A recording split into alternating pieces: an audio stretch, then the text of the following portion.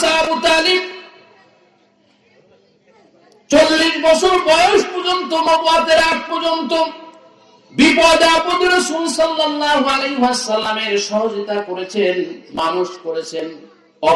অভাব অনটনের সংসারে তিনি রাসূল সাল্লাল্লাহু আলাইহি ওয়াসাল্লামকে ঠাঁই দিয়েছেন। শুধু তাই নয়, আবু তালিবের মৃত্যুর আগ পর্যন্ত 10টা বছর, নবুয়ত প্রাপ্তির পরেও 10টা বছর আবু তালিব রাসূল সাল্লাল্লাহু আলাইহি ওয়াসাল্লামের সাহায্য সহযোগিতা করেছেন। কাফেররা যখন তাকে আবদ্ধ করল, অর্থাৎ শিবে আবু তালিবের মধ্যে 3টা বছর তাকে আবদ্ধ করে রাখলো জেলখানার মধ্যে, খানা পিনা নাই, তখনও কিন্তু আবু তালিব ওই জেলখানায় আবদ্ধ ছিল। এত মহব্বত করত রাসূল সাল্লাল্লাহু আলাইহি ওয়াসাল্লামকে। কিন্তু রাসূল সাল্লাল্লাহু আলাইহি ওয়াসাল্লাম যখনই বলেছেন, চাচা আপনি বলুন লা ইলাহা ইল্লাল্লাহু মুহাম্মাদুর রাসূলুল্লাহ সাল্লাল্লাহু আলাইহি ওয়াসাল্লাম বলছে, লা বলবো না। কত বুঝানো বুঝাইছে, চাচা যান আপনি যদি একবার যদি বলেন যে লা ইলাহা ইল্লাল্লাহ, আপনি আমাকে সাক্ষ্য দেওয়ার দরকার নাই, শুধু বলবেন লা ইলাহা ইল্লাল্লাহ, আল্লাহ ছাড়া কোনো মাবুদ নাই। ওই মূর্তি পূজা, ওই দেব দেবীর পূজা ছেড়ে দিয়ে শুধু এক আল্লাহকে বিশ্বাস করেন, কাল কিয়ামতের ময়দানে বিপদের ও মুসিবতের সময় আমি নবী আপনার জন্য শাফায়াত করব। যদি রাসূল সাল্লাল্লাহু আলাইহি ওয়াসাল্লামের হাতে হিদায়াত থাকতো, তাহলে এই চাচাকে হিদায়াত না করে কি পারতেন? পারতেন না। এই জন্য আল্লাহর কাছে সব সময় মুনাজাতে সর্ব অবস্থায় যে জিনিসটা চাইতে হবে, আল্লাহ রাব্বুল আলামিন আমাদেরকে শিখায়া দিলেন, ইহদিনাস সিরাতাল মুস্তাকিম। হে বান্দা, তুমি চাও সরল সঠিক পথ। সরল সঠিক পথ চাইলেন।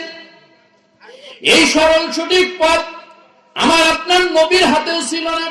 অনেকের ধারণা হইতে পারে যে মনে হয় আমাদের নবীর হাতে নাই, কিন্তু আদি পিতা হযরতে আদম আলাইহিস সালাতু ওয়াস সালামের হাতে মনে হয় ছিল। না না, আদম আলাইহিস সালাতু ওয়াস সালামের হাতেও যদি হিদায়াতের ঝান্ডা থাকতেন, হিদায়াত করার ক্ষমতা থাকতেন, তাহলে তার পুত্র কাবিল কিন্তু প্রথম হত্যা করে জাহান্নামী হতো না। হযরতে আদম আলাইহিস সালাতু ওয়াস সালাম দুনিয়ায় আসলেন। আসার পর আল্লাহ তাআলা আদম এবং হাওয়াকে বাবে রহমতে আরাফার ময়দানে মিলন ঘটাইলেন, দেখা সাক্ষাৎ করলেন, পরস্পর বসবাস করলেন। করার পরে যখন তার প্রথম এক জোড়া সন্তান দান করলেন, প্রথম জোড়া একজন পুরুষ, একজন পুত্র সন্তান আর একজন কন্যা সন্তান আল্লাহ তাআলা দান করলেন, কাবিল এবং একলিমা। তাফসীরের মধ্যে এসেছে যে তাদের নাম ছিল কাবিল আর একলিমা। আবার দ্বিতীয় জোড়া সন্তান দান করলেন, যার নাম ছিল হাবিল এবং সাজা। পুত্র সন্তানের নাম রাখলেন হাবিল আর মেয়ের নাম রাখলেন সাজা। আল্লাহ রাব্বুল আলামিন তারা যখন বড় হয়ে গেল, উভয়ের মধ্যে বিবাহ দেওয়ার ব্যবস্থা করলেন, বিধান জারি করলেন। প্রথম যে সন্তান এবং সন্ততি হয়েছে, মেয়ে এবং ছেলে হয়েছে, এরা হচ্ছে সহোদরা বোন। কারণ ওই সময় কোনো পুরুষ ছিল না, মহিলা ছিল না, বিবাহ ছাড়া তো আর মানুষ বৃদ্ধি পাবে না। যার জন্য যারা একসাথে গর্ভ থেকে এসেছে তারা সহোদরা বোন, সহোদরা বোন, আর বাকিগুলা পরস্পর বিবাহ হবে। এটা আদম আলাইহিস সালামের শরীয়ত ছিল। এই হিসাবে প্রথম জোড়ার ছেলের সাথে দ্বিতীয় জোড়ার কন্যার বিবাহ হবে, কিন্তু কাবিল এটা মেনে নিলেন না।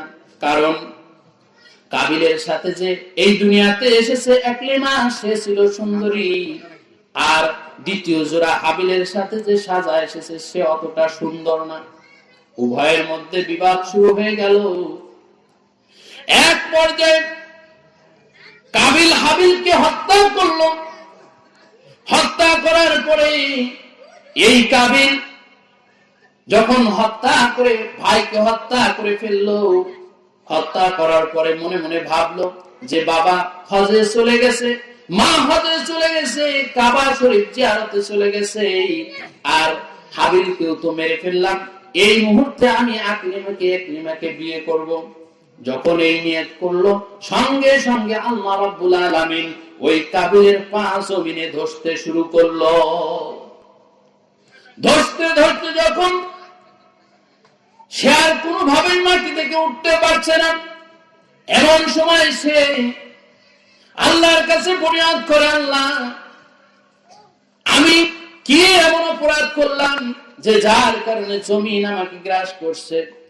আল্লাহ রাব্বুল আলামিন গায়বী ভাবে জানাইলেন যে তুমি তোমার ভাইকে হত্যা করেছো, এই জন্য এই হত্যার অপরাধে তোমাকে জমিন গ্রাস করে নিচ্ছে।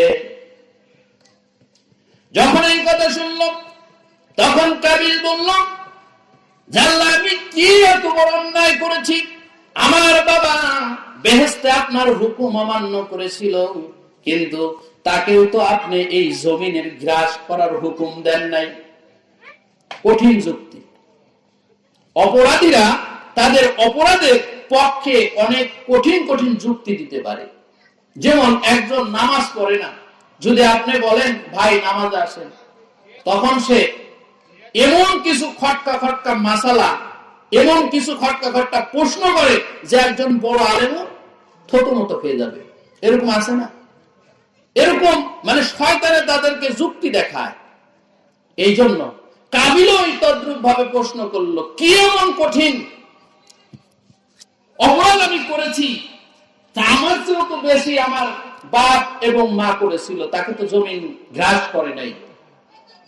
যখন এই প্রশ্ন করলাম, আল্লাহ রাব্বুল আলামিন বলল, ওই গায়বী ভাবে বলল যে তোমার বাবা একটা হুকুম অমান্য করেছিল, কিন্তু রক্তের বন্ধন কিন্তু সে ছিন্ন করে নাই।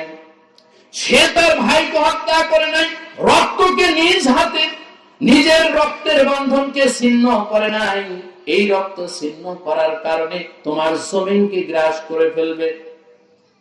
তখন কাবিল বলল যে আল্লাহ বুঝেছি আমি অপরাধ করেছি, কিন্তু আমার বাবা এবং মা যেই কালেমার উসিলায় মুক্তি পেয়েছিল, আমি সেই কালেমা ধরে আপনার কাছে মুনাজাত করছি, আপনার কাছে প্রার্থনা করছি, আমার অপরাধকে মাফ করে দিন।